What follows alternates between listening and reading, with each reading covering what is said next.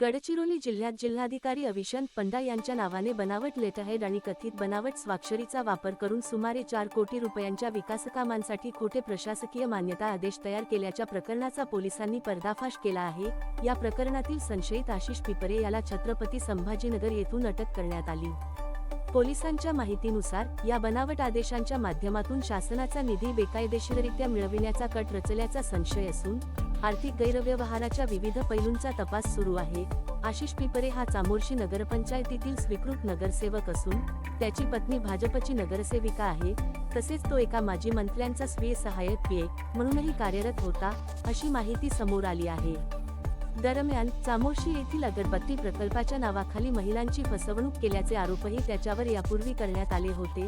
मात्र त्या आरोपांबाबत न्यायालयीन निष्कर्ष किंवा दोष सिद्ध झाल्याची माहिती उपलब्ध नाही। या संपूर्ण प्रकरणाचा पुढील तपास सहाय्यक पोलीस अधीक्षक तथा उपविभागीय पोलीस अधिकारी अनिकेत हिरडे यांच्या मार्गदर्शनाखाली सुरू असून तपासादरम्यान आणखी काही व्यक्तींचा सहभाग उघड होण्याची शक्यता पोलिसांकडून व्यक्त करण्यात येत आहे।